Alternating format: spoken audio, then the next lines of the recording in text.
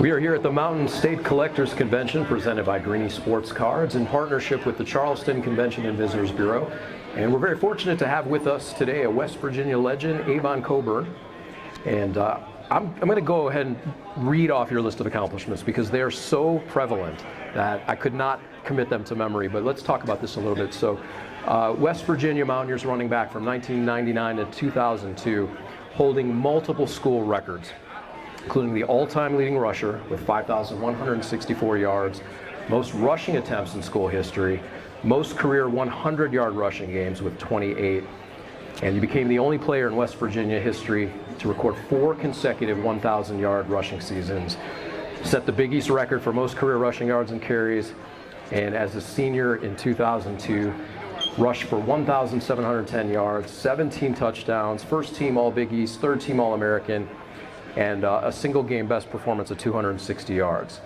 And as an undrafted free agent in 2003, joined the Detroit Lions for 7 games and had a bit of a taste of the NFL. Avon, first of all, thank you for joining us today. We're here at the Mountain State Collectors Convention. You are one of the few players as or participants here as your co-host on the Touchdown City show. Anthony Lewis said actually has a card in the room. Talk a little bit about what it is like to have such a storied career at a university, to be in this area, from the area, and the type of reception that you get as a player. Yeah, it's always good. You know, it's always good to be wanted. You know, first of all. Secondly, you know, thank you for having me. I worked hard, man. I worked hard, and you know, I had some great teammates that allowed me to do the things I needed to do. And you know, like you said, it's kind of cool to have yourself walk around, and then your son is like, I want my dad's card. And that's pretty cool. That's pretty cool. And he did get a card of you, which is pretty awesome.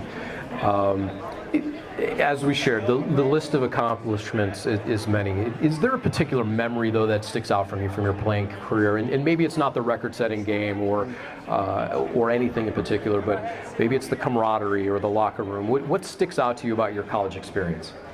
I mean, all of it, to be honest with you. I mean, I would say the biggest thing that that kind of sticks out to me is when my last game, and the fans carried me off the field, and my teammates dumped the Gatorade on me. I mean, that was probably my best moment because, you know, my teammates got involved, and it showed me that they cared about what I did.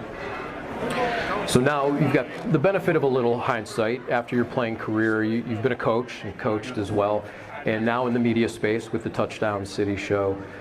When you look back, what is the piece of advice that you might be able to bestow on a 18, 19, 20-year-old kid that you could share with them these days? Yeah, my son is about to graduate from the 8th grade, and there was a cousin that came by. He's about to graduate from high school, and you know, my son entering in, kind of same question, like, you know, what would you say to your, you know, freshman year self? And one thing I will say to these young kids, it's a different landscape now, so you know, my advice is kind of antiquated because, you know, it's just a different, the NIL space and transfer portal and everything else that goes into play. But you know, one thing I will say is go where you want it. You know what I mean? Go where you want it. And you know, now it's different. You know, you got to go where you're getting paid. You know what I mean? You got to go where, not necessarily where the bag is the best, but you got to go where they're going to want you, and you know, find a spot where you have an opportunity to play. Because if you don't play early and you're getting paid, they're going to find a way to get you out of there.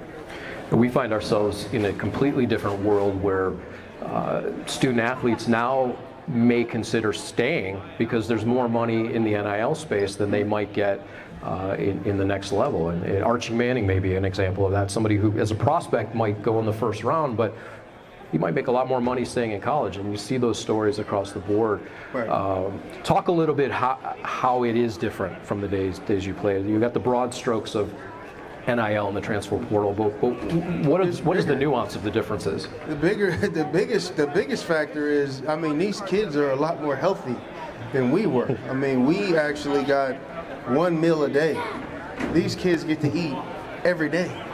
They get to eat as much as they want.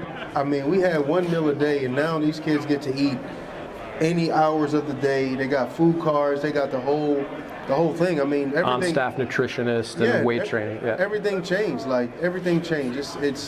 I mean, just the access to the on-staff nutritionist to kind of. I mean, the facilities are 50 times better, but again, if it stayed the same, you wouldn't want to come to a school like that. So, everything's changed, and it's all changed for the better. I mean, these kids are getting paid now, which they're supposed to, and they should have been getting paid. We should have been getting paid. And now, the nutrition is there.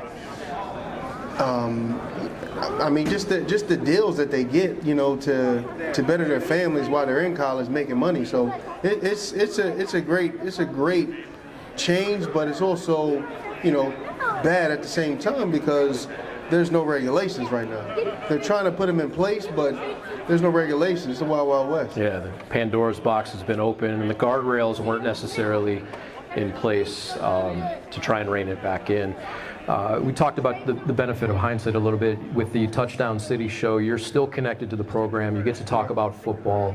Talk a little bit about the state of the program. And I know a big question coming back is Rich Rodriguez and the coach coming back. What is the state of the program, and what can fans look forward to seeing this coming season?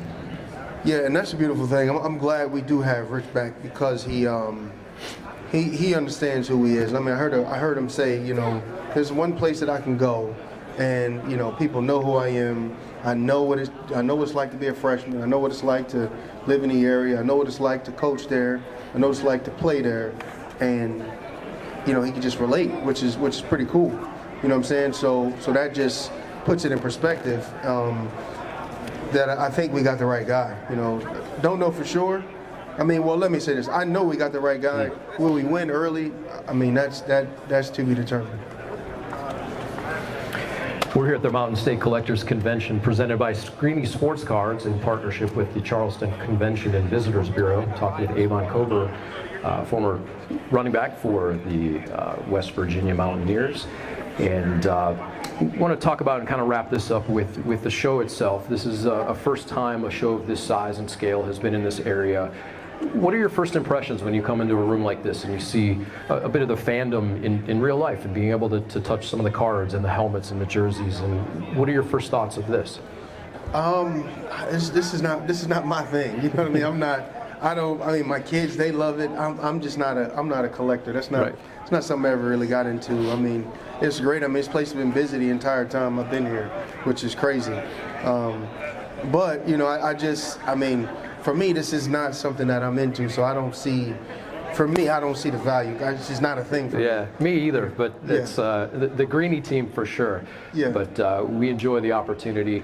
I do in particular for the opportunity to talk to unique athletes and personalities and to tell their stories. And so we appreciate you being here today. I can get behind listening to a former player come up and talk about that. But I mean, as far as cards and stuff, that's not my thing. But my kids love it. I mean, it's packed in here. You guys did a great job of filling this thing up. Well, our thanks for you to join us today, and we're going to bring back Anthony Lewis, one of your co-hosts, and you guys can talk a little bit about West Virginia football. Absolutely.